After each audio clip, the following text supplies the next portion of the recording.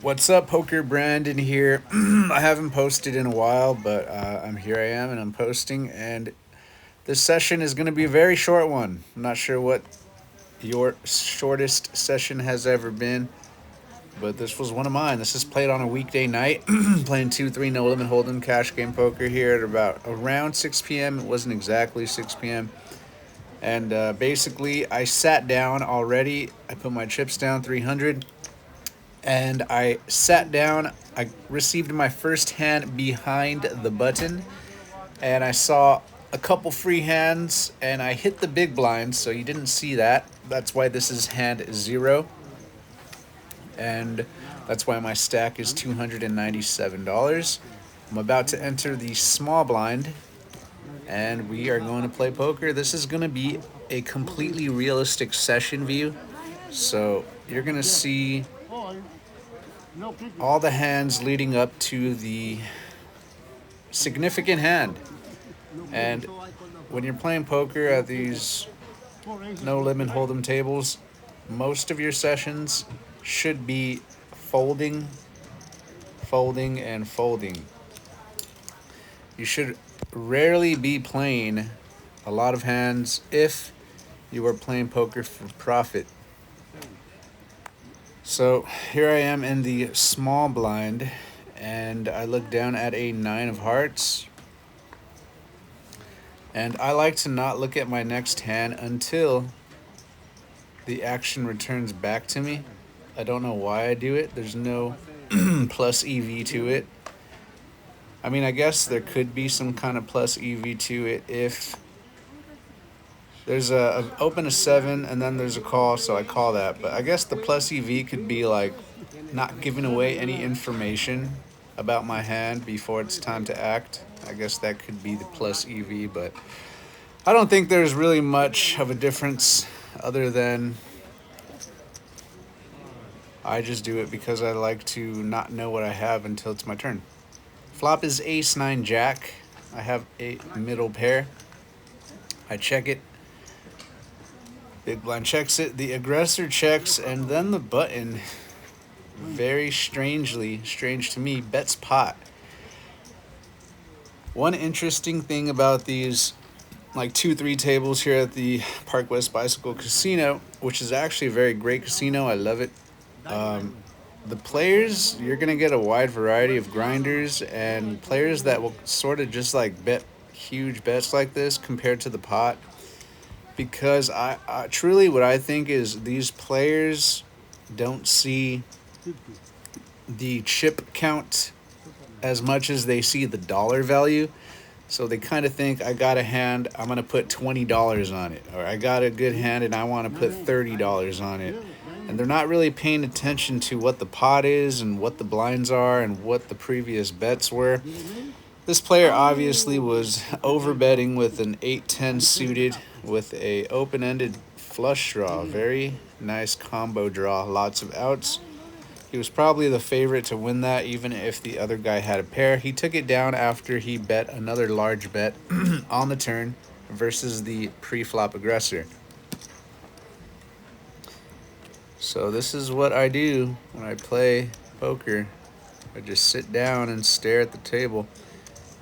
The one thing I like about these session videos from other poker vloggers is you get to see every exciting hand that somebody plays. And as a poker player, as a guy who sits down at a table for 8 hours a day and you only play a couple exciting hands, it is extremely entertaining to watch somebody post only their exciting hands of their session and see chips fly here and there. And I think that's why poker players love watching poker vloggers, if you ask me. You can see there on the button I folded. Some of you may play that hand. I choose not to. When I normally sit down and I see new faces, I like to see how they play a little bit before I gamble, because I want my investments to earn money. I don't want to make bad investments. You should always be aware of your table selection Remember the faces of the players you play. Remember what they do, what they play like, because all of that is going to help you win money and play poker for profit. There are a couple faces here that I recognize, and I do not want to say what I think about them or who they are, but I do know some of them and how they play. One guy in particular, he didn't seem to know too much about. He sort of overvalued hands in situations and spots where he shouldn't have. Like he was betting for value with the two pair hand at one point the previous week in a spot where there was a flush on board and a straight, and he thought he really should go for value in this spot. And the way it played out, he should not have, but he like somehow did and got paid off by another guy. There's another guy here who's extremely tight and only plays like ace queen, ace king, pocket pairs, and he plays very straightforward. And yeah, so I have mental notes on everybody I play. Side note, as we move into me in the cutoff for hand number 3. If you know me and you know who I am when I'm playing, in this hand I saw an 8 of diamonds, and it looks like I'm going to wait to see the next card. Sort of forgot what I did in this session. It's been a while. So there was an open to 10, and then I saw a call, so I got 8-10 offsuit. Now, some of you might play that hand, some of you might call there, but that's a 3.33x raise from the small blind of $3, and then there's a call. And if these limits were raised up to, let's say, 500, 1,000, or 200, 300, and he bet 1,000, and then there was a call to 1,000, I would not be playing 8-10 offsuit.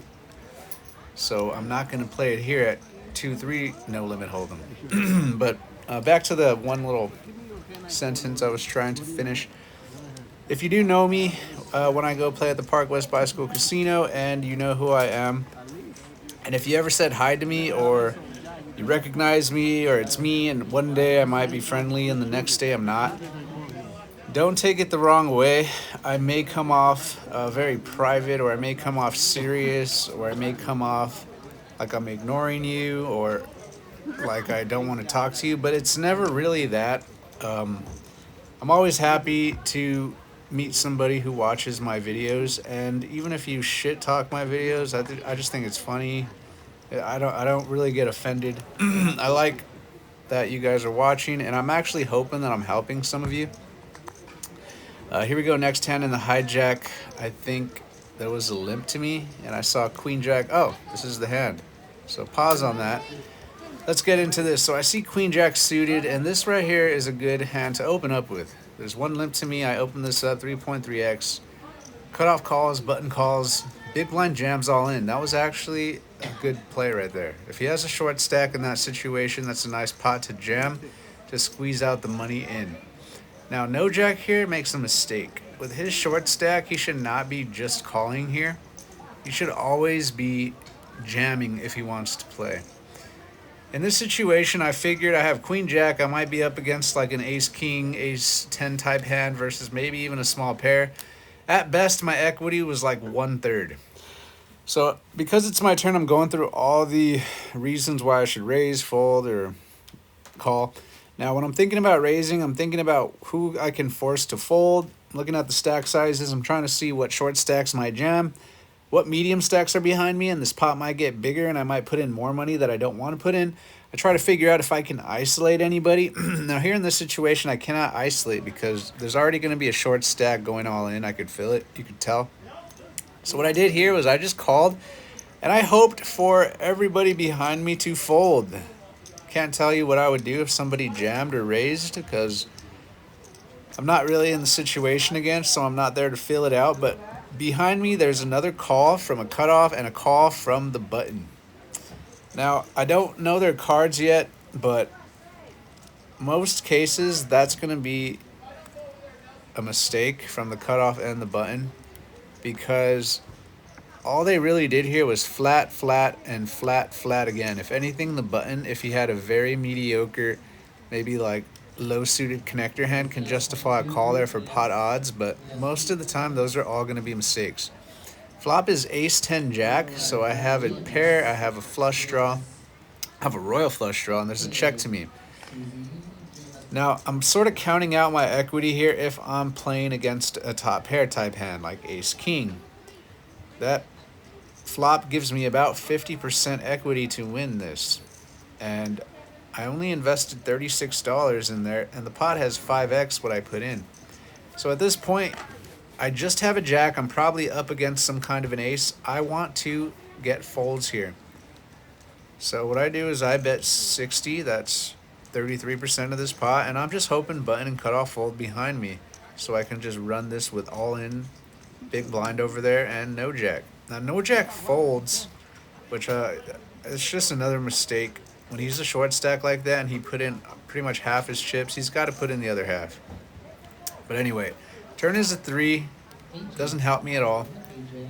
But I figure I can still deny equity, which is what I probably should do with this hand, holding just a jack and a combo draw.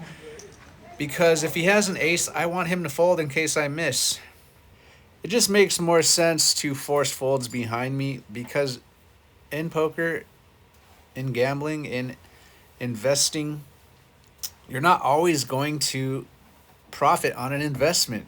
And you don't want to trust and hope for the bingo to get your money. So you realistically want to be the aggressor most of the time, and no limit Texas Hold'em. Being the aggressor will lead to more profit.